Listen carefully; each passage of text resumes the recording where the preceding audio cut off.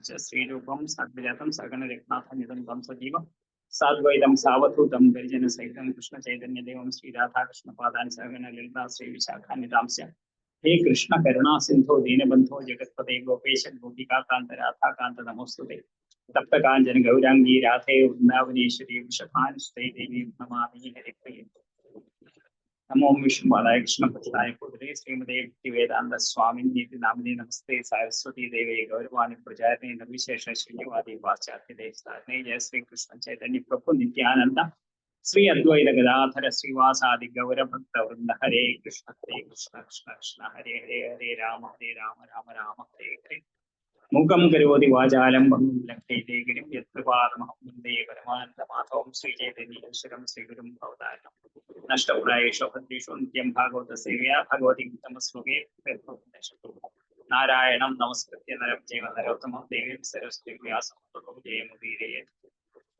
ॐ नमो भगवते वासुदेवाय। नमो भगवते ओम नमो भगवते वासुदेवाय।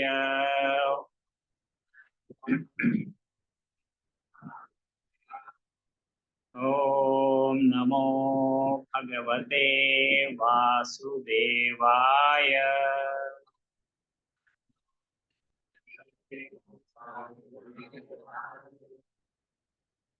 हरे कृष्ण। നരസിംഹ ജയന്തി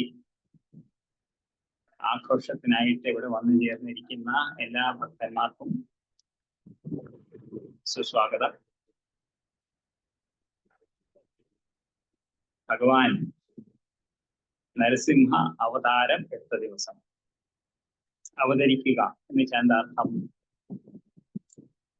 തരണം ചെയ്യുക എന്ന് വെച്ചാൽ ക്രോസ് ചെയ്യുക. അവതരിക്കുക എന്ന് വെച്ചാൽ മുകളിൽ നിന്ന് താഴേക്കുള്ള മൂവ്മെന്റിനാണ് അവതരണം എന്ന് പറയുന്നത്. അപ്പം അത് അവതരിച്ചത് ആരാണോ അയാളെ അതിനെയാണ് അവതാരം എന്ന് പറയുന്നത്. അവതാരം എടുത്ത ആളെ എന്ത് പറയും? അവതാരി. അവതാരങ്ങൾ ധാരാളം എടുത്തിട്ടുള്ള ആളാണ്. ആരാണ് അവതാരി? ആരാണ്? നിങ്ങൾക്ക് എല്ലാവർക്കും അറിയാം. കൃഷ്ണനാണ് അവതാരി. എത്ര അവതാരങ്ങളുണ്ട് കൃഷ്ണന്? അൺലിമിറ്റഡ്. അസംഖ്യേയ അവതാരാഹ എന്ന് ശ്രീമദ് ഭാഗവതത്തിൽ പറഞ്ഞിട്ടുണ്ട്. ആദ്യത്തെ സ്കന്ധത്തെ പറഞ്ഞിട്ടുണ്ട്. അനേകം. ആകാശത്തിലെ നക്ഷത്രങ്ങളെ പോലെ, അല്ലെന്നുണ്ടെങ്കിൽ ഒരു കടൽ തീരത്തിലെ മണൽ തരികളെ പോലെ എന്നാൽ സാധിക്കാത്ത അത്രയും അവതാരങ്ങൾ ഭഗവാന് ഉണ്ട്. അപ്പൊ ഇതിന്റെ ഭഗവാൻ അവതാരത്തിന്റെ എടുക്കാനായിട്ട് കാരണം എന്താണെന്ന് ചോദിച്ചു കഴിഞ്ഞാൽ ഭഗവത്ഗീതയിൽ ഭഗവാൻ പറഞ്ഞിട്ടുണ്ട്. എല്ലാവർക്കും അറിയാം. യഥാ പരിത്രാണായ സാധുവിന. ഓക്കെ, ഈ രണ്ട് ശ്ലോകങ്ങളിലൂടെ ഭഗവാൻ പറഞ്ഞിട്ടുണ്ട്. അപ്പം സാധുക്കളെ രക്ഷിക്കുന്നതിനും ദുഷ്കൃതികളെ നശിപ്പിക്കുന്നതിനും ഭഗവാൻ അവതാരം എടുക്കുന്നു എന്ന് പറഞ്ഞു കഴിഞ്ഞാലും അതിൽ പ്രധാനം ഏതാണ്? സാധുക്കളെ സംരക്ഷിക്കുക എന്നുള്ളതാണ് ഭഗവാന്റെ. മറ്റത് ജസ്റ്റ് ഒരു സൈഡിലായിട്ട് അത് നടന്നു പോകും. ദുഷ്കൃതികളെ നശിപ്പിക്കുക എന്നുള്ളത് ഒരു സൈഡ് ആക്ടിവിറ്റിയാണ്. പക്ഷെ ഭഗവാന്റെ പ്രധാനമായിട്ടുള്ള കാര്യം ഭഗവാന്റെ അസോസിയേഷൻ ഭക്തന്മാർക്ക് കൊടുക്കുക. ഭക്തന്മാരുമായിട്ടുള്ള അസോസിയേഷൻ ഭഗവാന് കിട്ടുന്നതോടുകൂടി ഭഗവാൻ സന്തോഷിക്കുന്നു. അതേപോലെ ഭഗവാന്റെ അസോസിയേഷൻ കിട്ടുന്നതോടുകൂടി ഭക്തന്മാര് അത്യധികം സന്തോഷിക്കും. ഓക്കെ, അപ്പം ഭഗവാന്റെ അവതാരങ്ങളെ കുറിച്ച് പിന്നെ ഈ രണ്ട് ശ്ലോകങ്ങൾ കഴിഞ്ഞിട്ടുള്ള അടുത്ത ശ്ലോകം ഏതാണെന്ന് ഓർമ്മയുണ്ടോ ഭഗവത്ഗീതയില്? യഥാഹി ധർമ്മസ്യ, അത് കഴിഞ്ഞ് പരിത്രാണായ സാധന, അത് കഴിഞ്ഞുള്ള ശ്ലോകം ജന്മ കർമ്മചമേ ദിവ്യം ഏവം യോ വേത്തി തത്വതഃ ത്യക്വാദേഹം പുനർജന്മ നൈതി മാമേതി സോജന. ഭഗവാന്റെ അവതാരം, ഭഗവാന്റെ ലീലകൾ ഇതെല്ലാം തന്നെ ഈ ഭൗതിക ലോകത്തിലുള്ളതല്ല, അതീന്ദ്രിയമാണ്. ഈ ഒരൊറ്റ കാര്യം നമ്മൾ മനസ്സിലാക്കി കഴിഞ്ഞാൽ, ശരിയായിട്ട് മനസ്സിലാക്കി കഴിഞ്ഞാൽ എന്താണ് ഫലം? മരണത്തിന് ശേഷം അടുത്ത ജന്മം ഇല്ല. ഭഗവാൻ ഗ്യാരണ്ടി തരുന്ന കാര്യമാണ്. ഓക്കെ, അപ്പം ഭഗവാന്റെ അവതാരങ്ങൾ ഇങ്ങനെ പല പല കാരണങ്ങൾ ഭഗവാൻ പറഞ്ഞിട്ടുണ്ട്. കുന്തി സ്തുതി നോക്കൂ. കുന്തി സ്തുതിയില് കൃഷ്ണൻ അവതാരം എടുക്കാനായിട്ടുള്ള കാരണങ്ങള് കുന്തി ദേവി പലതും പറയുന്നുണ്ട്. അതിൽ ഒരെണ്ണം ഏത് അവതാരത്തിനും ബാധകമാണ്. ഭവേസ്മിൻ ക്ലിശ്യമാനാനാം അവിദ്യാകാമകർമ്മഭി ശ്രവണസ്മരണാർഹാണി കരിഷ്യൻ ഇത് കേചന. അതായത് ഈ ലോകത്തിൽ കഷ്ടപ്പാട്, ക്ലിശ്യമാനാനാം കഷ്ടപ്പാട് തരുന്ന, എന്താണ് തരുന്നത്, എന്തുകൊണ്ടാണ് നമുക്ക് കഷ്ടപ്പാട് വരുന്നത്? അവിദ്യാകാമ കർമ്മഭി, അവിദ്യയിൽ അജ്ഞാനത്തിൽ നിന്ന് ഉടലെടുക്കുന്ന കർമ്മങ്ങൾ, ആഗ്രഹ പൂർത്തിക്കായിട്ട് ചെയ്യുന്ന കർമ്മങ്ങൾ കാരണം നമ്മൾ കഷ്ടപ്പാട് അനുഭവിക്കുകയാണ്. ഇതിന് സൊല്യൂഷനായിട്ട് എന്താണ് പറഞ്ഞിരിക്കുന്നത്? ശ്രവണ സ്മരണാർഹാണി. ശ്രവണം, ഈ പറഞ്ഞില്ലേ ജന്മകർമ്മചമയ ദിവ്യം, ഭഗവാന്റെ ലീലകളെ പറ്റി കേൾക്കുക, സ്മരണം അതിനെപ്പറ്റി സ്മരിക്കുക, അർഹാണി ആ ഭഗവാന്റെ മഹാത്മ്യം മനസ്സിലാക്കി കഴിഞ്ഞാൽ ഭഗവാനെ ഭജിക്കുക, വർഷിപ്പ് ചെയ്യുക. ഓക്കെ, ഇത് സാധ്യമാക്കാനായിട്ടാണ് ഭഗവാൻ ഓരോ അവതാരം എടുക്കുന്നത്. വരും, പല ലീലകൾ ചെയ്യും. അത് എത്രയോ നാളുകൾ കഴിഞ്ഞാലും ആൾക്കാര് അതിനെപ്പറ്റി പറയും.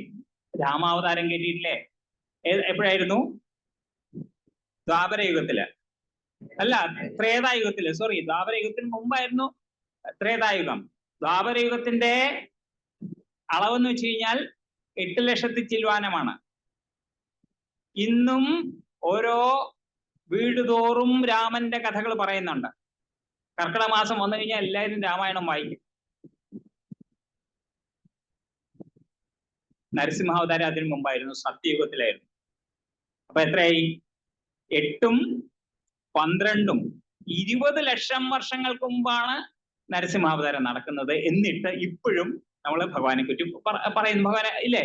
അപ്പം ഇത് കേൾക്കുന്നത് കൊണ്ട്, ഇതിനെപ്പറ്റി സ്മരിക്കുന്നത് കൊണ്ട് മാത്രം നമ്മുടെ ക്ലേശങ്ങളെല്ലാം നഷ്ടപ്പെടും.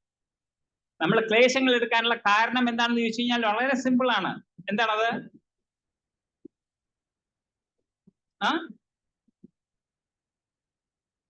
അവിദ്യ. അവിദ്യ എങ്ങനെ ഉണ്ടായി? ഭഗവാനെ മറന്നത് കൊണ്ട്. അതാണ് ഫണ്ടമെന്റൽ പ്രോബ്ലം. ഭഗവാനെ മറന്നുകൊണ്ടാണ് എല്ലാ പ്രോബ്ലവും. ഭഗവാനെ തിരിച്ച് സ്മരിച്ചു കഴിഞ്ഞാൽ തീർന്നു, എല്ലാ പ്രോബ്ലവും സോൾവ് ആയി.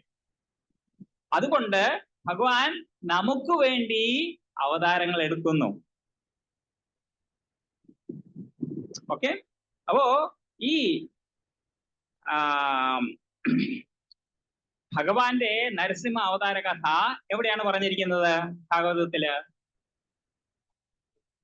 7ാമത്തെ സ്കന്ധത്തിൽ 1 മുതൽ 10 വരെ അധ്യായങ്ങൾ വളരെ വിശദമായിട്ടാണ് വ്യാസദേവൻ നരസിംഹാവതാരത്തെ പറ്റി പറഞ്ഞിരിക്കുന്നത്. അത് നമുക്ക് ചുരുക്കി ഒന്ന് നോക്കാം. നമുക്ക് സമയം കൂടുതലില്ല, ചുരുക്കി പറയാം. ഏതായാലും എവിടെയാണ് കഥ സ്റ്റാർട്ട് ചെയ്യുന്നത്?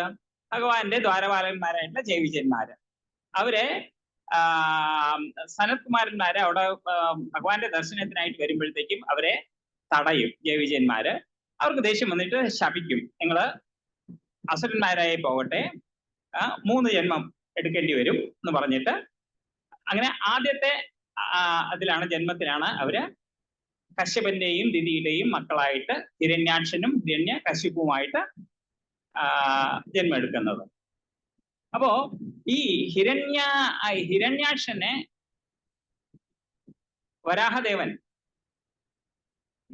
വരാഹജയന്തി കഴിഞ്ഞു, അന്ന് നമ്മൾ അതിലെ കഥയെല്ലാം പറഞ്ഞാണ്. അപ്പം വരാഹദേവൻ നിഗ്രഹിച്ചു. അതുകൊണ്ട് ഹിരണ്യകശിപുവിന് ഭഗവാന്റെ അടുത്ത്, വിഷ്ണുവിന്റെ അടുത്ത് ഭയങ്കര ദേഷ്യം വന്നു. എന്റെ സഹോദരനെ എങ്ങനെയോ വഞ്ചിച്ചിട്ടാണ് ഹനിച്ചത്, അതുകൊണ്ട് ശത്രുവായിട്ട് അങ്ങ് പ്രഖ്യാപിച്ചു. എന്നിട്ട് ഹിരണ്യകശിപു ഭഗവാൻ ഒരു പക്ഷാഭേദം കാണിക്കുന്ന ആളാണെന്ന് പറഞ്ഞാണെന്നു. അസുരന്മാരുടെ അടുത്ത് നെഗറ്റീവ് ആറ്റിറ്റ്യൂഡ് ഉള്ള ആളാണ്, ഇങ്ങനെയുള്ള ഇതൊക്കെ പറഞ്ഞു. ഭഗവാനെ അവഹേളിച്ചിരുന്നു. അസുരന്മാരെയും രാക്ഷസന്മാരെയും ഒക്കെ ചേർത്തിട്ട് എല്ലാ മുനിമാരെയും ഭൂലോക നിവാസികളെ എല്ലാം തന്നെ ദ്രോഹിച്ചിരുന്നു. ധാർമ്മികമായിട്ടുള്ള യജ്ഞ ആചാരങ്ങളെല്ലാം തന്നെ മുടക്കി. അതിനുശേഷം ഹിരണ്യകശിപു എന്നുള്ള വാക്കിന്റെ അർത്ഥം എന്താണെന്ന് അറിയാമോ? 2 വാക്കുകളാണത്. ഹിരണ്യം എന്ന് വെച്ച് കഴിഞ്ഞാൽ സ്വർണം, കശിപു എന്ന് വെച്ച് കഴിഞ്ഞാൽ വളരെ സോഫ്റ്റ് ബെഡ്. ഓക്കെ, ഇത് രണ്ടും എന്തിനാണ് കാണിക്കുന്നത്? ഒന്ന് ഐശ്വര്യത്തെ കാണിക്കുന്നു, മറ്റേത് ഭോഗത്തെ കാണിക്കുന്നു. ഓക്കെ, ഭോഗ ഐശ്വര്യം. ഭോഗൈശ്വര്യ പ്രസക്താനാം തയാ അഭർത ചേത്സാം, അല്ലെ? ശ്ലോകത്തിൽ എന്ത് പറയുന്നു? അതിൽ താല്പര്യമുള്ള ആൾക്കാർക്ക് ഒരിക്കലും ഭഗവാന്റെ അടുത്ത് വരാനായിട്ട് താല്പര്യം കാണില്ല, ഭഗവാന്റെ സേവ ചെയ്യാനായിട്ട് താല്പര്യം കാണില്ല. ഹിരണ്യകശിപു അതിന്റെ ഉത്തമ ഉദാഹരണമാണ്. അപ്പം ഇതില് നോക്കുക, നമ്മള് ഭക്തിയുടെ കാര്യം വിടും. അതിനു മുമ്പ് എന്താണുള്ളത്? ആൾക്കാർ എന്താണ് ജീവിതത്തിൽ ലക്ഷ്യം? പുരുഷാർത്ഥം. 4 പുരുഷാർത്ഥങ്ങളാണ്: ധർമ്മം, അർത്ഥം, കാമം, മോക്ഷം. അപ്പം ഈ ഹിരണ്യകശിപുവിന്റെ ലക്ഷ്യം എന്തായിരുന്നു? ഇതില് അർത്ഥവും കാമവും. ആദ്യം ധാരാളം സമ്പാദിക്കുക, അത് സമ്പാദ്യം വെച്ചിട്ട് എൻജോയ് ചെയ്യുക. പക്ഷെ പ്രധാനപ്പെട്ട കാര്യങ്ങൾ എന്താണ്? പുരുഷാർത്ഥത്തിൽ ഏറ്റവും പ്രധാനം വേണ്ട എന്താണ്? അർത്ഥവും ധർമ്മവും മോക്ഷവുമാണ് ശ്രദ്ധിക്കേണ്ടത്. പക്ഷേ പൊതുവെ ഇന്നത്തെ കാലത്ത് എല്ലാവരും ഹിരണ്യകശിപുവിനെ പോലെയാണ് ഫോളോ ചെയ്യുന്നത്. അവര് അർത്ഥവും കാമവും കൂടുതൽ കോൺസെൻട്രേറ്റ് ചെയ്യുന്നു, ധർമ്മത്തെയും മോക്ഷത്തെയും വിട്ടുകളയുന്നു. ഓക്കെ, അപ്പോ ഹിരണ്യകശിപു മരണമില്ലാത്തവനാകാൻ ആഗ്രഹിച്ചു, ആരാലും തോൽപ്പിക്കപ്പെട്ടിരുന്നു വിചാരിച്ചു. രോഗം പാടില്ല, വാർദ്ധക്യം പാടില്ല. നമ്മൾ പറയുന്ന ജന്മമൃത്യുരാവ്യാധി, ഇല്ലേ? ജര പാടില്ല, വ്യാധി പാടില്ല. അതാണ് ഹിരണ്യകശിപുവിന്റെ ദശ. ആരാലും ജര പാടില്ല, വാർദ്ധക്യം പാടില്ല, എല്ലാവരുടെയും ഈശ്വരനാകണം, കൺട്രോളർ ആകണം എനിക്ക്. പ്രപഞ്ചത്തിന്റെ എല്ലാം തന്നെ ഭരണാധികാരിയായി തീരണം എന്നുള്ളതാണ്. അപ്പം എന്നിട്ട് ഈ ഉദ്ദേശത്തോടുകൂടി മന്ത്രപർവ്വതത്തിന്റെ താഴ്വരയിൽ പോയിട്ട് ഉഗ്ര തപസ് അനുഷ്ഠിച്ചു. ആ തപസ് എത്രമാത്രം ഇതായിരുന്നു എന്ന് പറഞ്ഞാൽ തീവ്രമായിരുന്നു എന്ന് മനസ്സിലാക്കണം എന്നുണ്ടെങ്കിൽ എന്ത് സംഭവിച്ചെന്ന് നോക്കിയാൽ മതി. അദ്ദേഹത്തിന്റെ തപസ് കാരണം അദ്ദേഹത്തിന്റെ ശരീരം നോക്കൂ, അദ്ദേഹത്തിന്റെ ദൃഢകായമായിട്ടുള്ള ശരീരമാണ്. ഇന്ന് അത് വെറും അസ്ഥിപഞ്ജരം പോലെയായി. ആ തപസ്സിന്റെ തീവ്രത കൊണ്ട് തലയിൽ നിന്നും തീ വരാൻ തുടങ്ങി. ആ തീ പോയിട്ട് ബാക്കിയുള്ള ഉപരിലോകങ്ങളിലുള്ള എല്ലാവരും തന്നെ കഷ്ടപ്പെടാൻ തുടങ്ങി. ആ സമയത്ത് എല്ലാവരും ഓടിപ്പോയി ബ്രഹ്മദേവനെ കണ്ടു പറഞ്ഞു, എന്തെങ്കിലും ഒരു സൊല്യൂഷൻ വേണം. ബ്രഹ്മദേവൻ വരുന്നു. എന്നിട്ട് ഹിരണ്യകശിപുവിനെ തന്റെ കമണ്ടലിലെ വെള്ളം തളിച്ച് അദ്ദേഹത്തിന് പഴയ ആ ആരോഗ്യമുള്ള ശരീരം ആക്കി മാറ്റി. എന്നിട്ട് പറയുന്നു, ഓക്കെ, നിന്റെ തപസ്സിൽ ഞാൻ സന്തുഷ്ടനാണ്, എന്ത് വേണം? ഹിരണ്യകശിപു ആദ്യം തന്നെ പറഞ്ഞു, എനിക്ക് മരണം പാടില്ല, അതാണ് എനിക്ക് വേണ്ട വരം. ബ്രഹ്മ പറഞ്ഞു, 100 വയസ്സ് കഴിഞ്ഞാൽ എന്റെ ആയുസ് തീരും, ഞാൻ മരിക്കും, പിന്നെ നിനക്ക് മരണം പാടില്ല എന്നുള്ള വരം ഞാൻ എങ്ങനെ തരും? അർത്ഥമില്ലാത്ത കാര്യം പറഞ്ഞിട്ട് കാര്യമുണ്ടോ? അപ്പൊ ഹിരണ്യകശിപു വളരെ ബുദ്ധിമാനാണ്.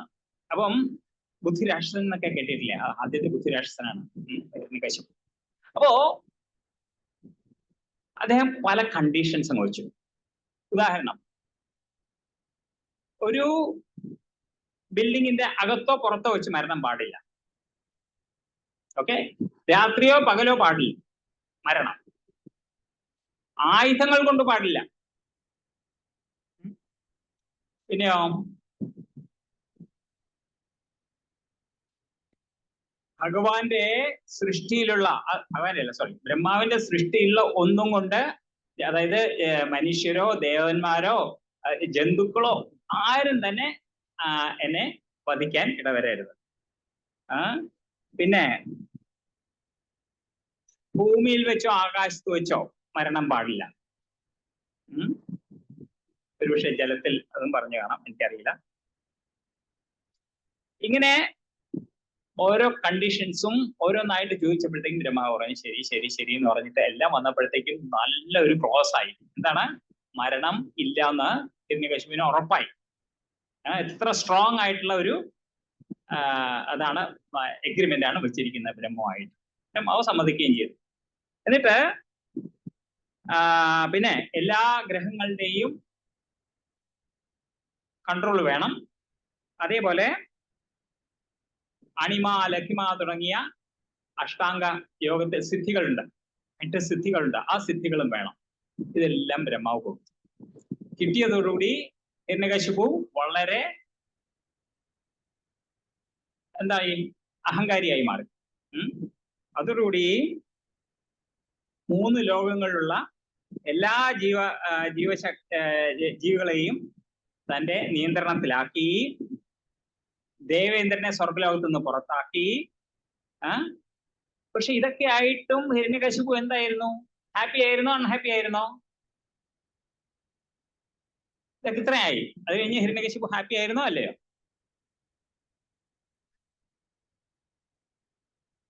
ഹിരണ്യകശിപു അസംതൃപ്തനായിരുന്നു അപ്പോഴും.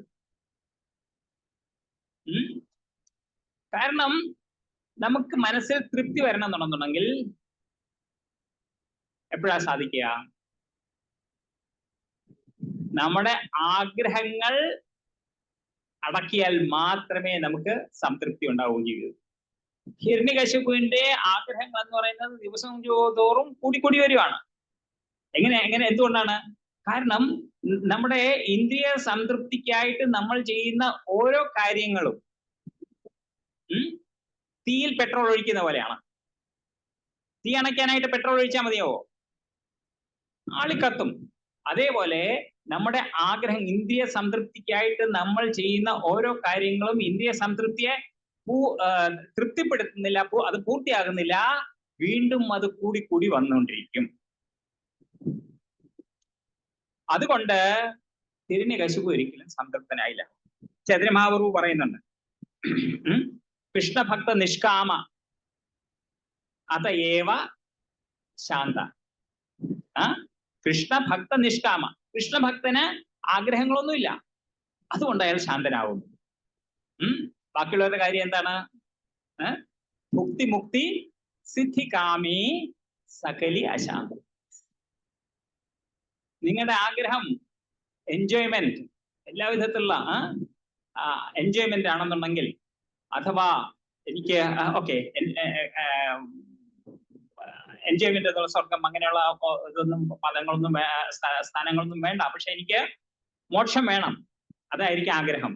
അല്ലെന്നുണ്ടെങ്കിൽ ഈ യോഗികളെ പോലെ എനിക്ക് സിദ്ധികൾ വേണം. ഏതാണെന്നുണ്ടെങ്കിലും ആഗ്രഹമുണ്ടോ നിങ്ങള് സകലി ശാന്ത. അങ്ങനെയുള്ള ആൾക്കാരെല്ലാം തന്നെ ശാന്തന്മാരാണ്. അപ്പോ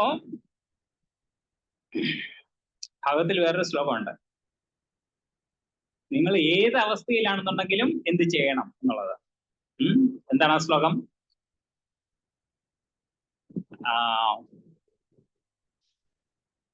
സർവകാമ മോക്ഷകാമ അകാമ സർവകാമ മോക്ഷകാമ ഉദാരത്തി തീവ്രേണ ഭക്തി യോഗേന യജേത പുരുഷംപരം. അത് സൊല്യൂഷനാണ്. അത് സൊല്യൂഷനാണ്. എന്താണ് അകാമ എന്നുവെച്ചാൽ ഭക്തന്മാര്, അവർക്ക് ആഗ്രഹങ്ങളൊന്നുമില്ല, ഭഗവാനെ സേവിക്കുക എന്നുള്ള ഒരൊറ്റ ആഗ്രഹം. സ്വന്തമായിട്ട് ഒന്നും ആഗ്രഹമില്ല. അകാമ സർവകാമ, എല്ലാ വിധത്തിലുള്ള ആഗ്രഹങ്ങളും ഉണ്ട്. ജീവിതത്തിൽ എന്തൊക്കെയുണ്ടോ അതെല്ലാം തന്നെ എനിക്ക് വേണം, ഓരോന്നും വേണം. വഴി പോകാൻ നേരത്തെ ഒരു കടയിലെ മസാല ദോശ കൊണ്ടുപോകുമ്പോഴത്തേക്കും മസാല ദോശ വേണം. അപ്പുറത്ത് പോകുമ്പോഴത്തേക്കും പിസയുടെ ഫോട്ടോ വെച്ചിരിക്കുന്നു, പിസ വേണം. അത് കഴിഞ്ഞ് അങ്ങോട്ട് പോകുമ്പോഴത്തേക്ക് ഒരു പുതിയ ഓടി കാർ വരുന്നു, ഓടി കാർ വേണം. അപ്പുറത്ത് പോകുമ്പോഴത്തേക്ക് ഒരു നല്ല 3 നില കെട്ടിടം കണ്ടു, അത് വേണം. പോയി ഒരു ബാങ്ക് കണ്ടു, ബാങ്കിലെ പൈസ വേണം. ഇതാണ് സർവകാമി. ഇങ്ങനെ ചെയ്ത് ഇത് അനുഭവിച്ച് ഒരാൾക്ക് മനസ്സിലായി ഇതിലൊന്നും കാര്യമില്ല, ഇതിൽ നിന്നൊക്കെ രക്ഷപ്പെടണം. മോക്ഷകാമി. ഇവരാരൊക്കെയാണെന്നുണ്ടെങ്കിൽ ഏത് അവസ്ഥയാണെന്നുണ്ടെങ്കിലും അവർ ചെയ്യേണ്ടത് എന്താണ്? അകാമ സർവകാമ മോക്ഷകാമ ഉദാരഥി. ഉദാരഥി എന്ന് വെച്ചാൽ ബുദ്ധിയുള്ള, നല്ല ബുദ്ധിയുള്ള ആള്. തീവ്രേണ ഭക്തിയോഗേന യജേത പുരുഷംപരം. ഭഗവാന്റെ ഭക്തി ചെയ്യുക, ഭക്തി ചെയ്ത സേവനത്തിൽ ഏർപ്പെടുക. ഇത് മാത്രമേ ഉള്ളൂ രക്ഷ. അല്ലെന്നുണ്ടെങ്കിൽ നമ്മള് ഇവിടെ ഇങ്ങനെ ചുറ്റിക്കറങ്ങിക്കൊണ്ടിരിക്കും. ഓക്കെ, ശരി. അപ്പൊ ഏതായാലും ഇങ്ങനെ ഹിരണ്യകശിപു എല്ലാവരെയും ദ്രോഹിക്കാൻ തുടങ്ങിയപ്പോഴത്തേക്കും മനുഷ്യരും ദേവന്മാരും എല്ലാവരും ചെന്ന് ഭഗവാനെ ആശ്രയിച്ചു. ഭഗവാൻ അവരുടെ ദുഃഖം മനസ്സിലാക്കി പറഞ്ഞു, ഓക്കെ, ഹിരണ്യകശിപു കുറച്ചാളുകൂടി ഇങ്ങനെയൊക്കെ ചെയ്യും, ദ്രോഹിച്ചുകൊണ്ടിരിക്കും. അത് കഴിഞ്ഞിട്ട് അയാളുടെ മകനുണ്ട്, എന്റെ ഭക്തനായിട്ടുള്ള പ്രഹ്ലാദൻ. ആ പ്രഹ്ലാദനെ ദ്രോഹിക്കാൻ തുടങ്ങുമ്പോഴത്തേക്കും ഞാൻ എന്തെങ്കിലും ചെയ്യും, അതുവരെ നിങ്ങൾ ക്ഷമിക്കുക എന്ന് പറഞ്ഞു. ഓക്കെ, അപ്പോ ആരാണ് പ്രഹ്ലാദൻ? ഹിരണ്യകശിപുവിന്റെ ഏറ്റവും ഇളയ മകനാണ് പ്രഹ്ലാദൻ. ഓക്കെ, അപ്പം ഈ കുട്ടിക്കാലത്ത് തന്നെ സദാ ഭഗവാന്റെ സ്മരണ നിലനിർത്തിയിരുന്നു, എപ്പോഴും ഭഗവാനെ പറ്റി ചിന്തിച്ചുകൊണ്ടിരുന്നു. സ്കൂളിൽ അയച്ചു. അവിടെ ശുക്രാചാര്യരുടെ 2 മക്കളാണ് ടീച്ചേഴ്സ്, ചണ്ടൻ, അമർക്കൻ. ഇവര് എല്ലാം തന്നെ എക്കണോമിക്സും പൊളിറ്റിക്സും ഒക്കെ പഠിപ്പിച്ചു അവിടെ. ഇദ്ദേഹത്തിന്റെ ശ്രദ്ധ അതിലൊന്നും അല്ല, എപ്പോഴും എവിടെയാണ്? ഭഗവാനെ കുറിച്ച് ഓർത്തിരിക്കുന്നതാണ്. ഓക്കെ, അപ്പൊ ഒരു ദിവസം പ്രഹ്ലാദനെ ഹിരണ്യകശിപു വിളിച്ചു ചോദിച്ചു, എല്ലാ അച്ഛനന്മാരും ചെയ്യുന്ന കാര്യമാണ്, കുഞ്ഞെ നീ പഠിച്ചിട്ടുള്ള കാര്യത്തിൽ ഏറ്റവും ശ്രേഷ്ഠമായിട്ടുള്ളത് എന്താണ് എന്ന് ചോദിച്ചു. അപ്പോ ഈ പ്രഹ്ലാദൻ പറഞ്ഞു, ഇത് എന്റേത്, ഇത് ശത്രുവിൻ്റേത്, ഇങ്ങനെയുള്ള ദ്വന്ദ്ഭാവങ്ങളൊന്നും കൂടാതെ ഭഗവാനെ ഭജിക്കുന്നതാണ് ഏറ്റവും ശ്രേഷ്ഠമായിട്ടുള്ള കാര്യം. ഭഗവാനോ? ആരാണ്? ഹിരണ്യകശിപു അതുവരെ പറഞ്ഞുകൊണ്ടിരുന്നത് ഞാനാണ് ഭഗവാൻ എന്നാണ്. ഹിരണ്യകശിപുവേ നമഃ എന്നാണ് എല്ലാവരെയും പഠിപ്പിച്ചിരിക്കുന്നത് രാജ്യത്ത്. നാരായണായ നമഃ എന്ന് പറയാൻ പാടില്ല, ഹിരണ്യകശിപുവേ നമഃ എന്ന് പറയണം എന്നാണ് ഓർഡർ. അപ്പൊ ഇങ്ങനെ സ്വന്തം മകൻ ഇങ്ങനെ പറഞ്ഞു കേട്ടപ്പോഴത്തേക്കും ഹിരണ്യകശിപുവിന് ഷോക്ക് അടിച്ചു ശരിക്കും. എന്നിട്ട് ഉടനെ തന്നെ ടീച്ചേഴ്സിനെ വിളിച്ചു. എന്നിട്ട് പറഞ്ഞു, എന്താണ് ഇത് സംഭവിക്കുന്നത്? നിങ്ങൾ എന്താ ഈ പഠിപ്പിക്കുന്നത്? ഞങ്ങളെ പഠിപ്പിച്ചതല്ല, ഇതെങ്ങനെ വന്നു എന്ന് ഞങ്ങൾക്കറിയില്ല, ആദ്യമായിട്ട് നോട്ട് ചെയ്യാണ്, ഇനി ഫോളോ ചെയ്യാന്ന് പറഞ്ഞു. ഓക്കെ, കൊണ്ടുപോയി പ്രഹ്ലാദനെ ഭീഷണിപ്പെടുത്തി, ശിക്ഷിച്ചു. എന്നിട്ട് അവരെ കഴിവിന്റെ പരമാവധി വീണ്ടും വീണ്ടും പഠിപ്പിച്ചു. എങ്ങനെ സെൻസ് ഗ്രാറ്റിഫിക്കേഷൻ, ഇന്ദ്രിയ സംതൃപ്തിക്കായിട്ട് എങ്ങനെ നമ്മുടെ ജീവിതം മാറ്റിവെക്കാം എന്നുള്ളതാണ് അവിടുത്തെ പഠിപ്പിക്കുന്നത്. കാര്യം അതാണ് അസുരന്മാരുടെ ചിന്താഗതി. എങ്ങനെ നമുക്ക് നമ്മുടെ സുഖ സൗകര്യങ്ങൾ വർദ്ധിപ്പിക്കാം, എങ്ങനെ എൻജോയ് ചെയ്യാം എന്നുള്ളത്. അപ്പോ ഇതെല്ലാം കഴിഞ്ഞ് വീണ്ടും ട്രെയിനിങ് ഒക്കെ കഴിഞ്ഞിട്ട് വീണ്ടും കൊണ്ടുപോയി. ഞങ്ങൾ ട്രെയിൻ ചെയ്തിട്ടുണ്ട് സാർ എന്ന് പറഞ്ഞിട്ട് ഹിരണ്യകശിപുവിന്റെ അടുത്ത് കൊണ്ടുപോയി.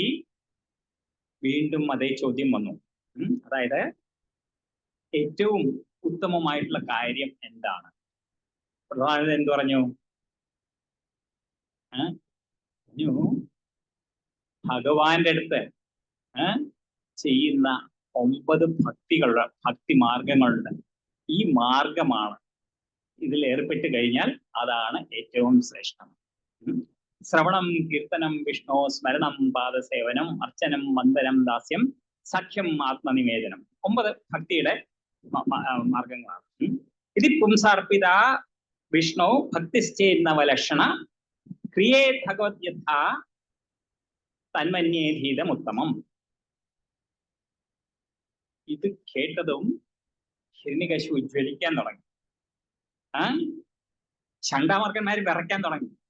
കാര്യം നമ്മൾ പഠിപ്പിച്ചിട്ടില്ല, എവിടെ നിന്ന് ഇത് വരുന്നു, ഈ കുട്ടി എവിടെ നിന്ന് പഠിക്കുന്നു നമുക്കറിയില്ല. അവർ തീരെ പ്രതീക്ഷിക്കുന്നില്ല ഇങ്ങനെയുള്ള ഒരു ഉത്തരം പ്രഹ്ലാദിൽ നിന്ന്. ഹിരണ്യകശിപു പറഞ്ഞു, ഇവനെ ഇനി എന്റെ മുമ്പിൽ കാണരുത്, ഇവനെ കൊണ്ടുപോയി കൊല്ലൂ, സ്വന്തം മകനെയാണ്, കൊല്ലൂ എന്ന് ആജ്ഞാപിച്ചു. അവര് പല വിധത്തിൽ ശ്രമിച്ചു. ഭടന്മാര് അവര് ഒരു ആനയെ കൊണ്ട് ചവിട്ടിച്ച് കൊല്ലാൻ നോക്കി. മതയാന ഓടി വന്ന് ഈ പ്രഹ്ലാദന്റെ അടുത്ത് എത്തിയപ്പോഴത്തേക്കും പ്രഹ്ലാദൻ എന്താ ചിരിക്കുന്നത്?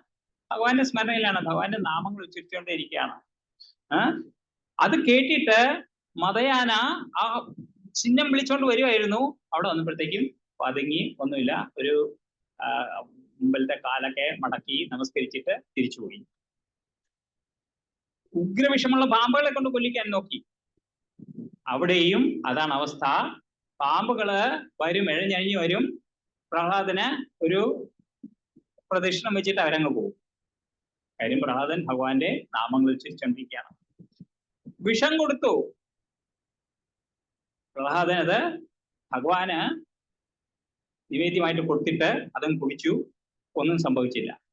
പ്രസാദമായിരുന്നു കഴിച്ചത്. ഓക്കെ, പിന്നെ ഒരു വലിയ പാറക്കെട്ട്, സ്റ്റീപ്പായിട്ടുള്ള പാറക്കെട്ടിൽ നിന്ന് വലിച്ചെറിഞ്ഞ് സമുദ്രത്തിലേക്ക് എറിയാൻ നോക്കി. താഴെ ഭഗവാൻ തന്റെ സ്വയം കൈകളിൽ പിടിച്ച് ഒരു പോറൽ പോലും ഏൽക്കാതെ പ്രഹ്ലാദനെ തിരിച്ചു കൊടുത്തു. ഹിരണ്യകശിപന്റെ സഹോദരിയായ ഹോളിക എന്ന് പറഞ്ഞിട്ട് അവർക്കൊരു വരമുണ്ട്. തീ കൊണ്ട് ഒന്നും തന്നെ പൊള്ളലേക്കില്ല. അപ്പം എന്ന് പറഞ്ഞു, ചേട്ടാ ഞാൻ ഒരു ശ്രമം ചെയ്ത് നോക്കാം, ഒരു വലിയ തീയിടൂ, അല്ല ഒരു വലിയ കൂന ഉണ്ടാക്കി ഞാൻ ഇരിക്കാം, എന്റെ മടിയിൽ പ്രഹ്ലാദനെ ഇരുത്താം, എന്നിട്ട് ഞങ്ങൾക്ക് ചുറ്റും തീയിട്ടോളൂ എന്ന് പറഞ്ഞു. ഓക്കെ, തീയിട്ടു. കുറച്ചു നേരം കഴിഞ്ഞ് തീ അണഞ്ഞപ്പോഴത്തേക്കും പ്രഹ്ലാദൻ അവിടെയുണ്ട്, പൊള്ളുകയില്ല, ഭസ്മം. ഓക്കെ, കാര്യം മറ്റുള്ള ഒരാളെ ദ്രോഹിക്കാനായിട്ട് നമ്മൾ ചെയ്യുന്ന ഒരു കാര്യം അഗ്നിദേവൻ പോലും സഹിക്കില്ല. ഓക്കെ, വരാക്കെ അവിടെ ഇരിക്കട്ടെ എന്ന് പറഞ്ഞിട്ട് അഗ്നിദേവൻ ഹോളിയെ അങ്ങ് ഭസ്മമാക്കി, പ്രഹ്ലാദൻ അതേപോലെ. ഓക്കെ, അപ്പം ഇങ്ങനെ പല വിധത്തിൽ ശ്രമിച്ചിട്ടും ഒന്നും തന്നെ ഹിരണ്യകശിപുവിന് ചെയ്യാനായിട്ട് സാധിച്ചില്ല.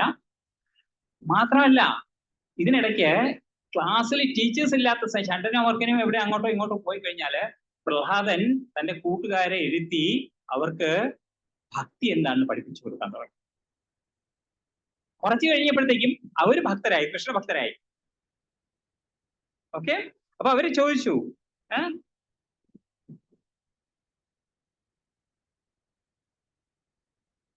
ഞങ്ങൾ നിങ്ങളും ഒരേ സമയത്ത് ഇവിടെ വന്നതാണ്, ഗുരുകുലത്തിൽ വന്നതാണ്, സാറന്മാർ ഈ വിഷയത്തെ പറ്റി ഒന്നും പറയുന്നില്ല. പ്രഹ്ലാദ, നിനക്ക് എങ്ങനെ ഇതൊക്കെ അറിയാം? ഓക്കെ, അതിനു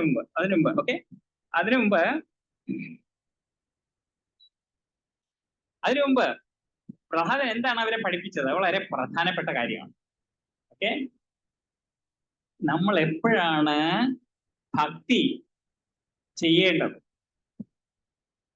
ഓക്കെ, ഭക്തി എപ്പോഴാണ് ചെയ്യേണ്ടത്? എല്ലാവരും ബിസിയാണ്, ജോലി അതൊക്കെ ചെയ്തിട്ട്, ഫാമിലി, കുട്ടികളൊക്കെ വലുതായി, റിട്ടയർമെന്റ് ആയ ശേഷം റീസണബിൾ ടൈം അല്ലേ? ആണോ? പ്രഹ്ലാദ് മഹാരാജ് അങ്ങനെയല്ലേ പറയുന്നത്? ഓക്കെ, നമ്മൾ പലപ്പോഴും ആൾക്കാരുടെ അടുത്ത് ചോദിച്ചു കഴിഞ്ഞാൽ കിട്ടുന്ന ഉത്തരം ഇതാണ്, നമ്മൾ റിട്ടയർമെന്റ് ഒക്കെ കഴിഞ്ഞ ശേഷം നമുക്ക് ഇതിനെപ്പറ്റി ആലോചിക്കാം, ഇപ്പൊ തൽക്കാലം ഇതിനെപ്പറ്റി ഭഗവത്ഗീത കൊണ്ടുവരില്ലേ. പക്ഷേ പ്രഹ്ലാദ് മഹാരാജ് പറയുന്നു, കൗമാരാചരേത് പ്രാജ്ഞോ ധർമാൻ ഭാഗവതാനിഹ ദുർലഭം മാനുഷം ജന്മം തദപി അധ്രുവം അർത്ഥദം. കൗമാരം 5 വയസ്സുള്ളപ്പോൾ സ്റ്റാർട്ട് ചെയ്യാം ഭാഗവത ധർമ്മം അനുഷ്ഠിക്കാൻ തുടങ്ങുക. എന്തുകൊണ്ടാണ്? ദുർലഭം മാനുഷൻ ജന്മം. മനുഷ്യ ജന്മം എന്ന് പറയുന്നത് വളരെ ദുർലഭമായിട്ട് കിട്ടുന്നതാണ്. എത്രയോ കോടിക്കണക്കിന് ജന്മങ്ങൾ പല പല ശരീരത്തിൽ കഴിഞ്ഞതിന് ശേഷം പിന്നീടാണ് മനുഷ്യജന്മം കിട്ടുന്നത്. ആ സമയം നമ്മൾ എന്ത് ചെയ്യണം? അതിന്റെ ബെസ്റ്റ് യൂട്ടിലൈസേഷൻ, അതിൽ മാത്രം ചെയ്യാൻ പറ്റുന്ന ഒരു കാര്യമാണ് ഭാഗവത ധർമ്മം അനുഷ്ഠിക്കുക, ഭഗവാനെ സേവിക്കുക എന്നുള്ളത്. ഓക്കെ, അപ്പം കാര്യം ഇത് അധ്രുവം, ടെമ്പററി ആണെന്നുണ്ടെങ്കിലും അർത്ഥതം, മീനിങ് ഫുൾ. ഓക്കെ, അത് കഴിഞ്ഞ് പറഞ്ഞു എന്തുകൊണ്ടാണ് ഇത് പറയാൻ കാര്യം? സുഖമൈന്ദ്രികം ദൈത്യ ദേഹയോഗേന ദേഹിനാം സർവത്ര ലഭതേ ദൈവാത് യഥാ ദുഃഖമയത്നത. കാര്യം ബാക്കിയുള്ള ഈ ജന്മങ്ങളിലെല്ലാം തന്നെ നിങ്ങൾ എന്ത് ചെയ്തു? നിങ്ങൾ നിങ്ങളുടെ ഇന്ദ്രിയങ്ങളെ തൃപ്തിപ്പെടുത്താനായിട്ട് നോക്കി. സുഖമൈന്ദ്രിയകം, ഇന്ദ്രിയ സുഖങ്ങൾക്കായിട്ട് നിങ്ങൾ ശ്രമിച്ചു. അപ്പോ ഇത് ഏത് ദേഹത്തിലാണെന്നുണ്ടെങ്കിലും കിട്ടുന്നതാണ്. ഓക്കെ, ഏത്, അതായത് ഈച്ചയുടെയും പൂച്ചയുടെയും പട്ടിയുടെയും ഏത് സർപ്പത്തിന്റെ ആണെന്നുണ്ടെങ്കിലും ഏത് ശരീരത്തിലാണെന്നുണ്ടെങ്കിലും ഇന്ദ്രിയ സുഖങ്ങൾ ഗ്യാരണ്ടീഡ് ആണ്.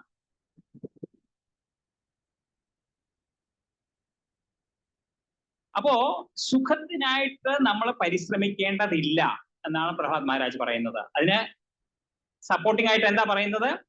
നമ്മൾ ദുഃഖത്തിനായിട്ട് പ്രയത്നിക്കുന്നുണ്ടോ? ഇല്ല. ആർക്കെങ്കിലും എനിക്ക് ദുഃഖം വരണേന്ന് പറഞ്ഞാൽ ആരെങ്കിലും എന്തെങ്കിലും ചെയ്യാറുണ്ടോ? ഇല്ല. പക്ഷെ ദുഃഖം വരുന്നുണ്ടോ ഇല്ലയോ? പ്രയത്നിക്കാതെ തന്നെ ദുഃഖം കിട്ടുന്നുണ്ടെന്നുണ്ടെങ്കിൽ പ്രയത്നിക്കാതെ തന്നെ സുഖം കിട്ടും. ഇതാണ് പ്രഹ്ലാദ് മഹാരാജാവിന്റെ ആർഗ്യുമെന്റ്. ഓക്കെ, ഇനി പറയുന്നു തത്പ്രയാസോന കർത്തവ്യോ യഥ ആയുർവ്യയപരം ന തഥാ വിന്ദതേ ക്ഷേമം മുകുന്ദ ചരണാംബുജം. ഓക്കെ, അതായത് ആയുസ് ഹ്രസ്വമായതുകൊണ്ട് ലഭ്യമായിട്ടുള്ള ഓരോ നിമിഷവും നമ്മൾ ആധ്യാത്മിക ഉന്നതിക്കായിട്ട് പ്രയോജനപ്പെടുത്തണം. കാര്യം അത് മനുഷ്യ ജന്മത്തിൽ മാത്രമേ സാധിക്കൂ, മറ്റൊരു ജന്മത്തിലും സാധിക്കില്ല. അതുകൊണ്ട് മനുഷ്യ ജന്മത്തിന്റെ പ്രാധാന്യം എന്താണെന്ന് പറഞ്ഞു കൊടുത്തു, ഭക്തി സേവനത്തിന്റെ പ്രാധാന്യം എന്താണെന്ന് പറഞ്ഞു കൊടുത്തു. ഇതൊക്കെ കേട്ട് കഴിഞ്ഞപ്പോഴത്തേക്കാണ് കൂട്ടുകാർക്ക് സംശയമായത്. നമ്മൾ ഒരേ ക്ലാസ്സിൽ ഇരുന്ന് പഠിക്കുന്നു, ഒരേ ബെഞ്ചിൽ ഇരുന്ന് പഠിക്കുന്നു, നിനക്ക് എങ്ങനെ അറിയാം പ്രഹ്ലാദ ഇതൊക്കെ? അപ്പം പ്രഹ്ലാദൻ തന്റെ ഒരു ഫ്ലാഷ് ബാക്ക് ആയിട്ടുള്ള കാര്യം പറഞ്ഞു കൊടുത്തു. അതായത് ഹിരണ്യകശിപു തപസ് ചെയ്യാനായിട്ട് പോയപ്പോഴത്തേക്കും, നമ്മൾ തപസ്സിന്റെ കാര്യം പറഞ്ഞു, തപസ് ചെയ്യാനായിട്ട് പോയപ്പോഴത്തേക്കും അദ്ദേഹത്തിന്റെ ഭാര്യ കയാധു ഗർഭിണിയായിരുന്നു. ആ സമയത്ത് ഹിരണ്യകശിപു ഉള്ള സമയത്ത് ഇന്ദ്രാദി ദേവന്മാരൊന്നും മുമ്പിൽ വരാൻ പോലും പേടിക്കും. പക്ഷെ ഇപ്പം ഹിരണ്യകശിപു തപസ് ചെയ്യാനായിട്ട് പോയി എന്നറിഞ്ഞപ്പോഴത്തേക്ക് അവർ എന്ത് ചെയ്തു? കയാധു ഗർഭിണിയാണ്, ആ ഗർഭത്തിലുള്ള കുട്ടി വേറൊരു അസുരനായിരിക്കും, ഇതേപോലെ ഒരു അസുരനാണെന്നുള്ള കഷ്ടമായിരിക്കും. ഹിരണ്യകശിപു ഇല്ലാത്ത സമയത്ത് എന്ത് ചെയ്യാം? ഈ കയാധുവിനെ നമുക്ക് അറസ്റ്റ് ചെയ്യാം, എന്നിട്ട് ആ കുട്ടി ഉണ്ടാകുന്ന സമയത്ത് ഒരു സ്ത്രീയെ വധിക്കാൻ പാടില്ല. അതുകൊണ്ട് കയാധുവിനെ നമുക്ക് യാതൊരു ഇതുമില്ല, അവരെ ഒന്നും നമ്മളൊന്നും ശല്യപ്പെടുത്തുന്നില്ല, ഉപദ്രവിക്കുന്നില്ല. അതുകൊണ്ട് അവരെ വിടാം, അവരുടെ മകൻ തീർച്ചയായിട്ടും അസുരനായിരിക്കും, അവനെ കൊല്ലണം എന്ന് പറഞ്ഞിട്ട് അറസ്റ്റ് ചെയ്തു. പോകുന്ന വഴിക്ക് നാരദ മഹർഷി വന്നിട്ട് പറഞ്ഞു, സോറി, നിങ്ങൾ ചെയ്യുന്നത് ഏറ്റവും വലിയ തെറ്റാണ്. കാര്യം ഈ കയാധുവിന്റെ ഉദരത്തിലുള്ളത് ഭഗവാന്റെ ഒരു ഉത്തമ ശ്രേഷ്ഠനായിട്ടുള്ള ഭക്തനാകുന്നു, അതുകൊണ്ട് അയാളെ വെറുതെ വിടുക. എന്നിട്ട് കയാധുവിനെ അവിടുന്ന് മോചിപ്പിച്ചിട്ട് നാരദൻ തന്റെ ജീവിതത്തിൽ ഒരേ ഒരു തവണ മാത്രമേ ഒരു ആശ്രമം പണിതിട്ടുള്ളൂ, അല്ലെന്നുണ്ടെങ്കിൽ പരിവ്രജക ആചാര്യനായിട്ട് കഴിയാണ്, ഒരു തങ്ങില്ല. പക്ഷേ ഈ സമയത്ത് നാരദൻ ഒരു ആശ്രമം കിട്ടി, കയാധുവിനെ അവിടെ സംരക്ഷിച്ചു. കയാധു നാരദന്റെ അടുത്ത് പറഞ്ഞു, എന്റെ ഉദരത്തിൽ വളരുന്ന ഈ കുഞ്ഞിന് അങ്ങ് സംരക്ഷണം നൽകണം. നാരദൻ പറഞ്ഞു, തീർച്ചയായിട്ടും. കാര്യം അത് ഒരു ഭഗവാന്റെ ഭക്തനാണ്, അതുകൊണ്ട് എനിക്ക് ഞാൻ അതിന്റെ സംരക്ഷണം ഗ്യാരണ്ടി ചെയ്യും. എന്നിട്ട് കയാധുവിന് ആധ്യാത്മിക വിദ്യ പറഞ്ഞു കൊടുക്കണം. അധ്യാത്മ വിദ്യാനാം അല്ലെ, 10ാമത്തെ അധ്യായത്തിൽ പറഞ്ഞിട്ടില്ലേ ഭഗവാൻ? വിദ്യകളിൽ വെച്ചിട്ട് ഏറ്റവും ശ്രേഷ്ഠമായിട്ടുള്ള എന്താണ്? സ്വന്തം നമ്മളെ പറ്റി നമ്മൾ അറിഞ്ഞിരിഞ്ഞു കഴിഞ്ഞാൽ ആധ്യാത്മിക വിദ്യയാണ് ഏറ്റവും ശ്രേഷ്ഠമായിട്ടുള്ളത്. അതുകൊണ്ട് കയാധുവിന് അത് പറഞ്ഞു കൊടുത്തു. പക്ഷെ കയാധുവിന് മനസ്സിലായില്ല. ആർക്ക് മനസ്സിലായി? ആ വയറ്റിൽ കിടക്കുന്ന പ്രഹ്ലാദൻ അതെല്ലാം കേട്ട് മനസ്സിലാക്കി. അങ്ങനെ ഈ ഇതെല്ലാം തന്നെ ഫിലോസഫി എല്ലാം തന്നെ പ്രഹ്ലാദന് 5 വയസ്സായപ്പോഴത്തേക്കും ധറവായിരുന്നു. അതുകൊണ്ടാണ് കൗമാരാചര്യ പ്രാജ്ഞോ വെറും പറയല്ല, ചെയ്ത് കാണിക്കുകയാണ്, ഇല്ലേ? അവർ പ്രാക്ടീസ് ചെയ്യാണ് പ്രഹ്ലാദൻ. അവർ 5 വയസ്സേ ഉള്ളൂ. പക്ഷെ സദാ ബാക്കിയുള്ള കുട്ടികളെ പോലെ കളിക്കാനൊന്നും പ്രഹ്ലാദന് താല്പര്യമില്ല. എല്ലാം തന്നെ ജസ്റ്റ് ഭഗവാന്റെ വിഗ്രഹം വെച്ചിട്ട് പൂജിക്കുക, അങ്ങനെയുള്ള കാര്യങ്ങളൊക്കെ ചെയ്തുകൊണ്ടിരിക്കുക. അല്ലെന്നുണ്ടെങ്കിൽ ഭഗവാനെ പറ്റി ഭഗവാന്റെ നാമങ്ങൾ ഉച്ചരിക്കുക, ഭഗവാന്റെ കഥകൾ കേൾക്കുക, ഭഗവാന്റെ കഥകളെ പറ്റി പറയാം. ഇതാണ് ഭക്തി സേവനത്തിൽ നിരന്തരം ഏർപ്പെട്ടുകൊണ്ടിരിക്കുകയായിരുന്നു പ്രഹ്ലാദൻ. അപ്പോ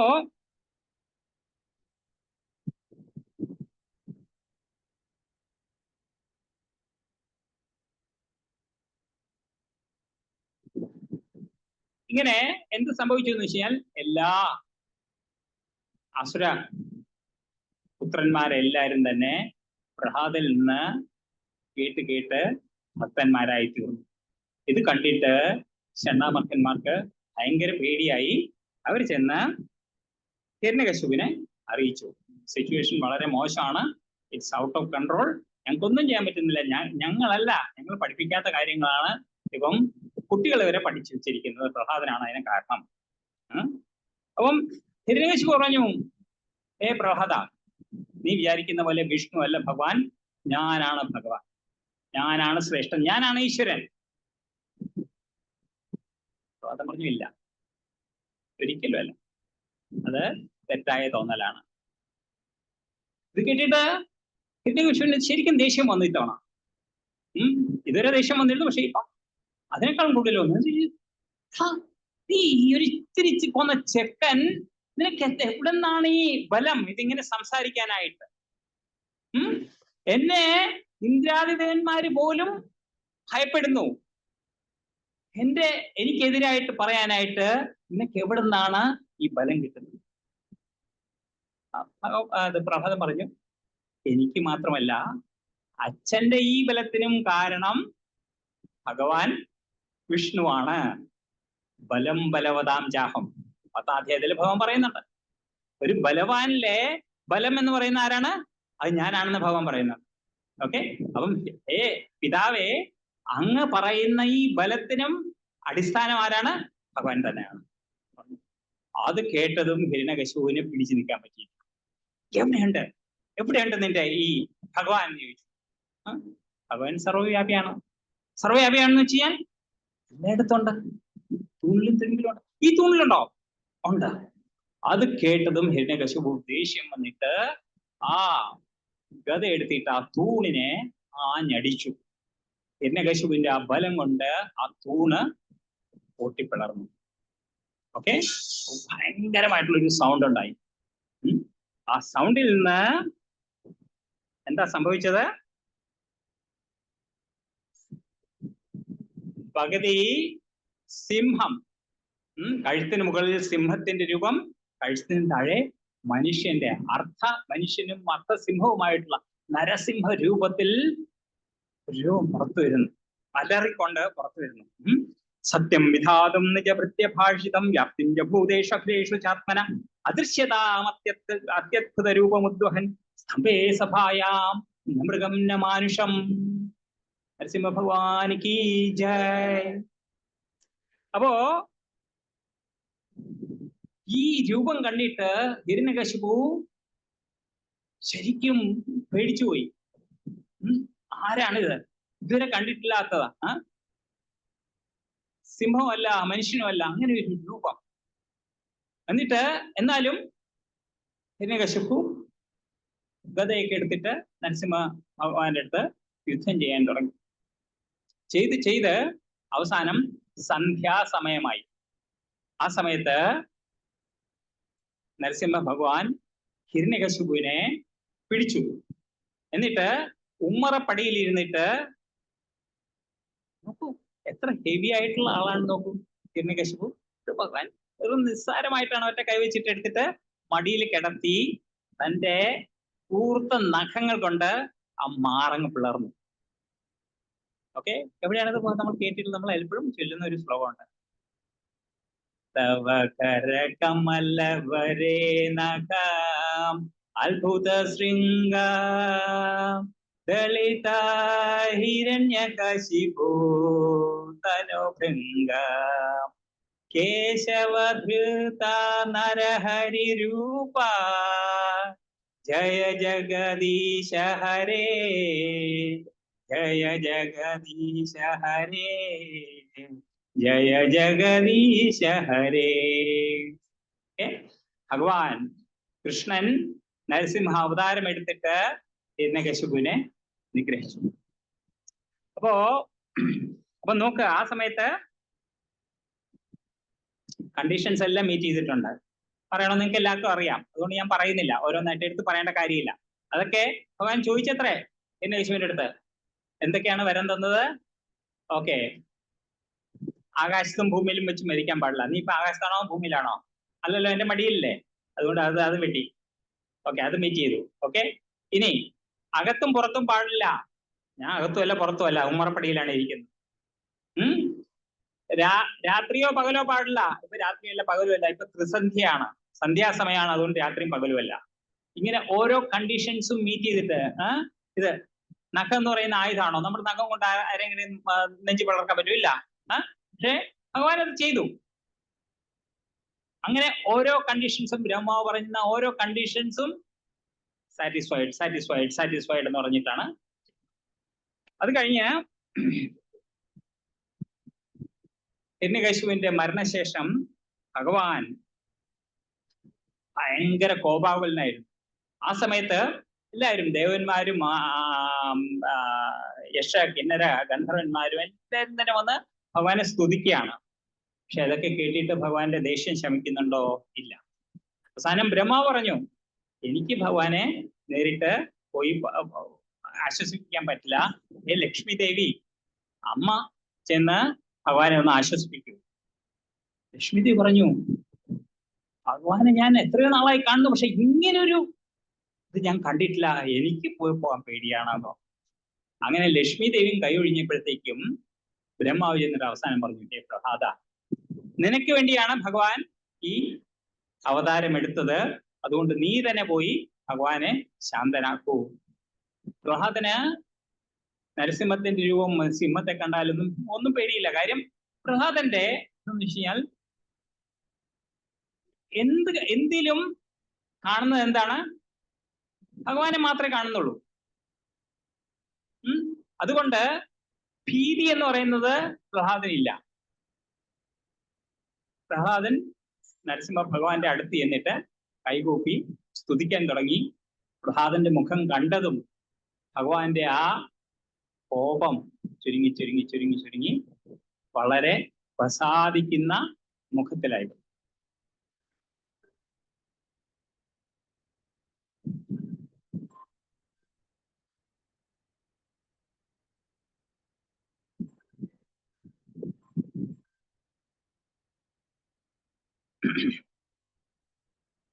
ഓക്കെ, അപ്പോ ഭഗവാൻ ആ തൻ്റെ കൈകൊണ്ട്, ഏത് കൈയാണ്? ഹിരണ്യകശിപുവിന്റെ മാറ് പിളർന്ന ആ കൈകള്. അപ്പൊ നഖങ്ങൾ എങ്ങനെയുണ്ടായിരുന്നു? മൂർച്ചയുള്ള ആ നഖങ്ങൾ ഉള്ള കൈ കൊണ്ട് പ്രഹ്ലാദന്റെ തലോടി, പുറം തലോടി. ആ നഖങ്ങൾക്ക് എന്ത് പറ്റി? പോറില്ലേ, ചോരയൊക്കെ വരില്ലേ പ്രഹ്ലാദന്റെ ശരീരത്ത്? ഇല്ല. കാരണം ആ സമയത്ത് നഖങ്ങളെല്ലാം തന്നെ ഉൾവലിഞ്ഞ് ആ കൈകൾ എന്ന് പറയുന്നത് റോസാപ്പൂവിന്റെ ദളങ്ങൾ പോലെ മിനുസമുള്ളതായിരുന്നു, സോഫ്റ്റ്. അപ്പോ ഭഗവാൻ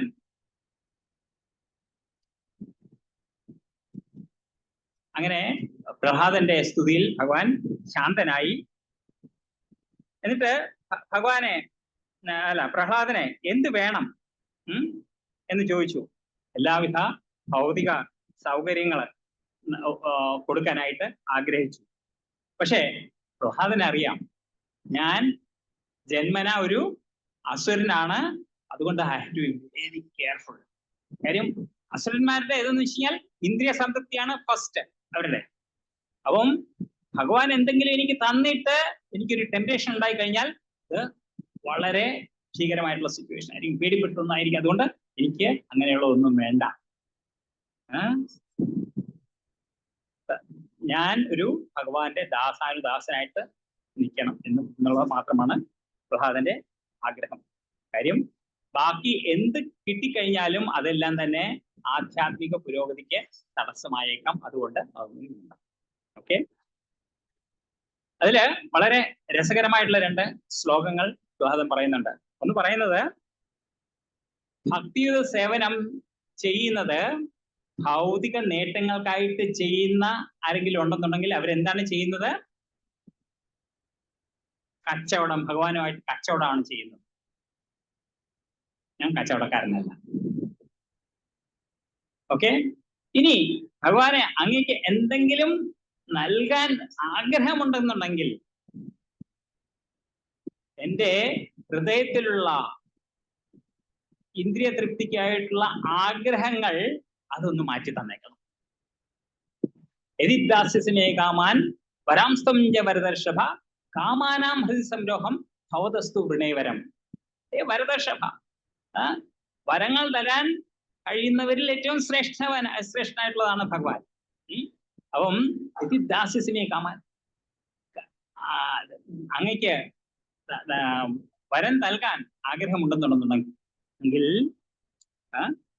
കാമാനാം ഹൃദി സംരോഹം, ഹൃദയത്തിലെ ആഗ്രഹങ്ങൾ എല്ലാം തന്നെ എടുത്തു മാറ്റി. അതാണ് എനിക്ക് വേണ്ടുന്ന ഹൃദയത്തിലെ ഭൗതികമായ ആഗ്രഹം എന്തെങ്കിലും ഉണ്ടെന്നുണ്ടെങ്കിൽ അതെല്ലാം തന്നെ ഒന്ന് മാറ്റിത്തരാൻ അനുഗ്രഹിക്കണമെന്ന് പറഞ്ഞു. അവസാനം ഭഗവാൻ വെറുതെ വിട്ടോ പ്രഹ്ലാദനെ? എങ്കിൽ ശരി എന്ന് പറഞ്ഞു പോയോ? ഇല്ല. ഭഗവാൻ പറഞ്ഞു, ഈ മന്വന്തരം കഴിയുന്നത് വരെ നീ ആയിരിക്കും അസുര ചക്രവർത്തി. അവൻ അനുഗ്രഹിച്ചു. പക്ഷേ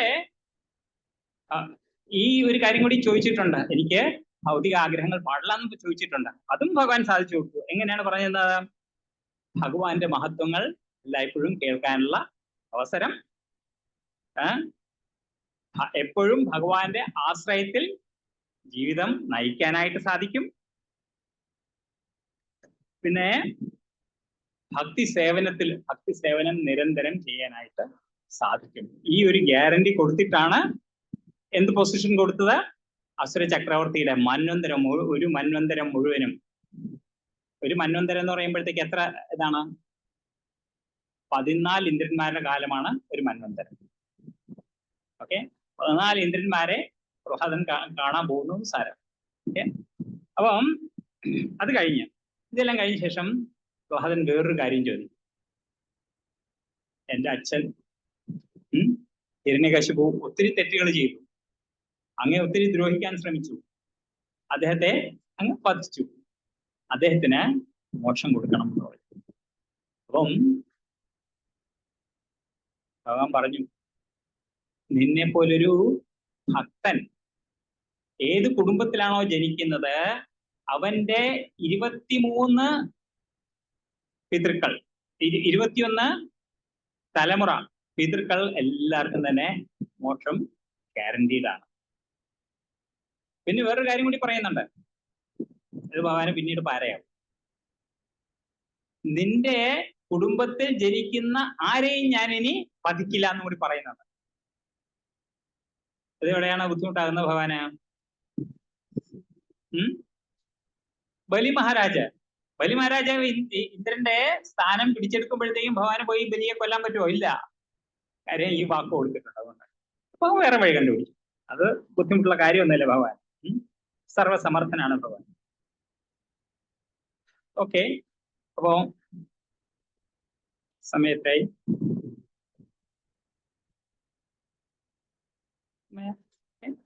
ഓക്കെ, അപ്പോ എന്തായാലും നമ്മള്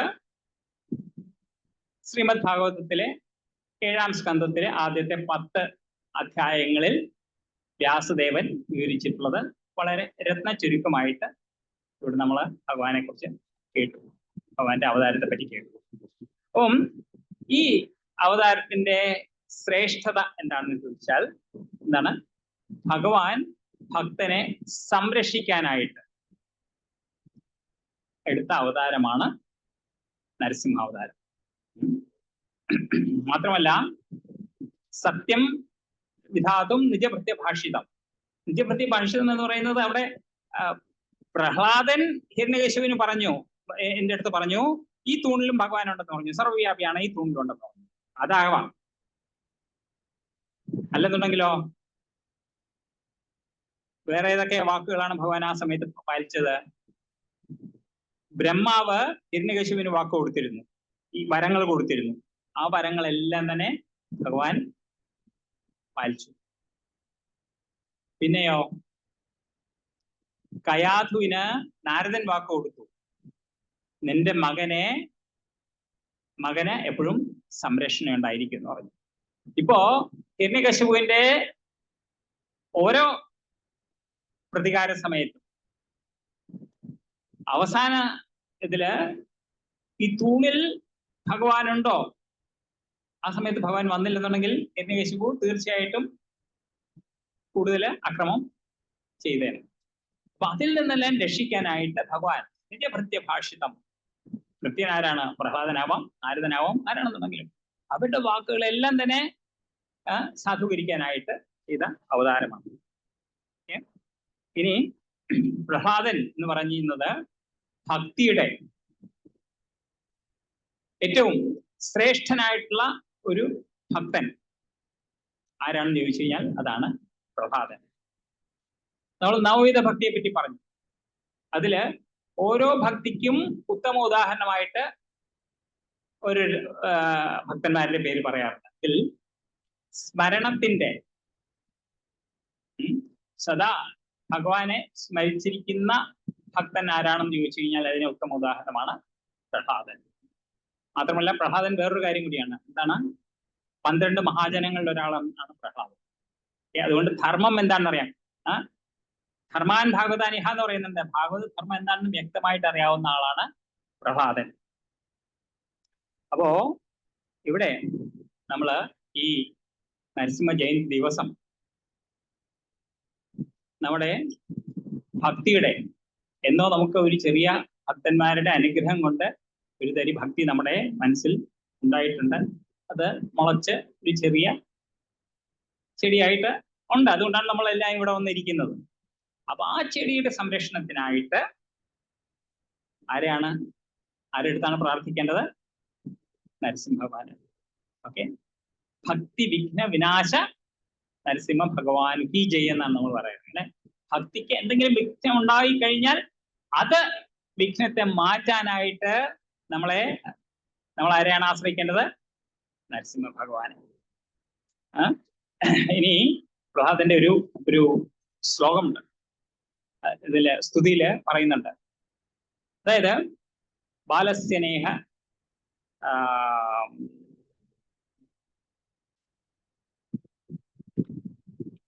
ബാലസ്യനേഹ ശരണം വിതരോ നൃസിംഹ നാപ്തസ്യ ചാദ്ഗതം ഉദന്വതി മജ്ജതോ മേ എന്നൗ തപ്തസ്യ തത്പ്രതി വിധിർ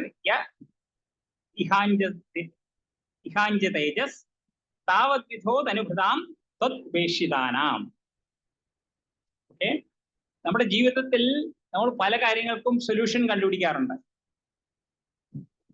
പക്ഷേ ആ സൊല്യൂഷൻ എന്ന് പറയുന്നത് ഒരു ശാശ്വത പരിഹാരമല്ല. ഉദാഹരണം, അച്ഛനമ്മമാര് കുട്ടിയെ സംരക്ഷിക്കുന്നു, പക്ഷേ അവർക്ക് പൂർണ്ണമായിട്ടും സംരക്ഷണം നൽകാൻ സാധിക്കുമോ? ഇല്ല. ബാലസ്യനേഹ ശരണം പിതരൗ നാപ്തസ്യ ജാഗ്രതം ഉദന്വതി മജ്ജതോ നൗ. അതായത് കടലിൽ ഒരാള് മുങ്ങിത്താഴുവാണ്. ആ സമയത്ത് അടുത്തൊരു വഞ്ചിയുണ്ട്. ആ വഞ്ചിക്ക് അയാളെ രക്ഷിക്കാനായിട്ട് സാധിക്കുമോ? അയാൾക്ക് കടലെ കടത്തി കൊടുക്കാനായിട്ട് സാധിക്കുമോ? തീരത്ത് എത്തിക്കാനായിട്ട് സാധിക്കും ആ വഞ്ചിക്ക്? No guarantee, no guarantee. Okay, അതേപോലെ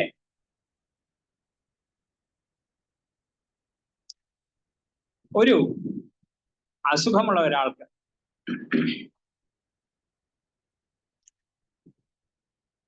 ഒരു ഡോക്ടറെ അടുത്ത് ചെന്ന് കഴിഞ്ഞാൽ അസുഖം മാറ്റി അയാളെ പൂർണ്ണ ആരോഗ്യമാക്കാനായിട്ട് പറ്റിയേക്കും. ഈ അസുഖം മാറി 2 മാസം ഒക്കെ ആയി, അടുത്ത അസുഖം വന്നു, അതിന് പോയി 6 മാസം ഹോസ്പിറ്റലായി, അതിനുശേഷം പുറത്ത് വന്നിട്ട് 2 കൊല്ലം, അത് കഴിഞ്ഞിട്ട് ഒരു ഡോക്ടർ തരുന്നത് പെർമനന്റ് സൊല്യൂഷൻ ആണോ അല്ലയോ? ടെമ്പററി സൊല്യൂഷൻ ആണ്. അപ്പം പെർമനന്റ് സൊല്യൂഷൻ, ടെമ്പററി സൊല്യൂഷൻ മാത്രമേ നമുക്ക് ഇവിടെ കിട്ടുള്ളൂ. നമുക്ക് പെർമനന്റ് സൊല്യൂഷൻ കിട്ടണമെന്നുണ്ടെന്നുണ്ടെങ്കിൽ എന്ത് വേണം? നരസിംഹ ഭഗവാന്റെ അനുഗ്രഹം വേണം. ഓക്കെ, ശാശ്വത പരിഹാരം നമുക്ക് ഈ ഭൗതിക ലോകത്തിൽ കിട്ടില്ല. ഭഗവാൻ നമ്മളെ ഉപേക്ഷിച്ചു കഴിഞ്ഞാൽ ഒരിക്കലും നമുക്ക് ഒരു ഗതിയില്ല എന്നുള്ളതാണ്. അതാണ് ഇവിടെ പ്രഹ്ലാദ് മഹാരാജാവ് പ്രാർത്ഥിക്കുന്നത്. അപ്പം ഈ ഭഗവാന്റെ ജന്മവും കർമ്മവും എല്ലാം തന്നെ അതീന്ദ്രിയമാണെന്ന് മനസ്സിലാക്കി വീണ്ടും എന്താണ് വേറെ പറഞ്ഞ എന്താണ്? ശ്രവണ സ്മരണാർഹാണി കൈഷ്യന്യതി കേചന.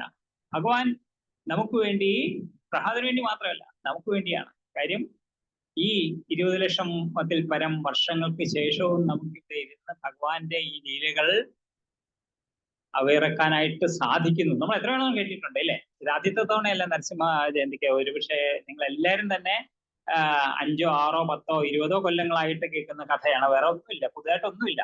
ഇല്ലേ? നരസിംഹഭഗവാന്റെ ഇതില് ആരാണ്? നരസിംഹഭഗവാനും പ്രഹ്ലാദനും. വേറെ ആരെങ്കിലും ഉണ്ടോ? ഹിരണ്യകശിപു. അല്ലാതെ വേറെ ആരെങ്കിലും കഥാപാത്രങ്ങൾ വരുമോ? രാവണനോ ശിശുപാലനോ കംസനോ ആരുമില്ല. ഈ കഥാപാത്രങ്ങൾ തന്നെയാണ്. ഇതേ കാര്യമാണ്. എങ്ങനെ വന്നു കഴിഞ്ഞാൽ അവസാനം എന്താണ്? ഹിരണ്യകശിപുവിനെ നരസിംഹൻ വധിച്ചു. എല്ലാവർക്കും അറിയാം. പക്ഷെ എന്തുകൊണ്ടാണ് വീണ്ടും വീണ്ടും കേൾക്കുന്നത്? കാര്യം ഇതെന്ന് പറയുന്ന ഭഗവാൻ സർവ ആകർഷകനാണ്. കൃഷ്ണൻ സർവ ആകർഷകനാണ്. എല്ലാവരെയും ആകർഷിക്കാനുള്ള കഴിവുണ്ട് ഭഗവാൻ. അപ്പം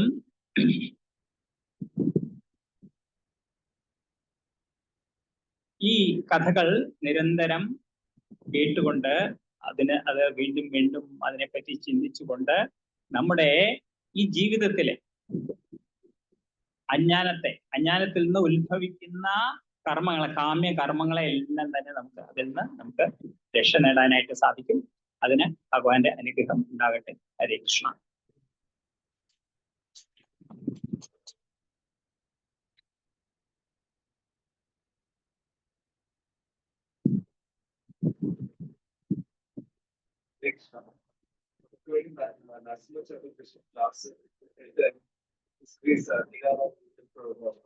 ഫാമിലിക്ക് വേണ്ടിയിട്ട് ഒരു 3 പ്രാവശ്യം ഹരേ കൃഷ്ണ എന്നുണ്ട്. ഹരേ കൃഷ്ണ ഹരേ കൃഷ്ണ കൃഷ്ണ കൃഷ്ണ ഹരേ ഹരേ, ഹരേ രാമ രാമ രാമ ഹരേ ഹരേ, ഹരേ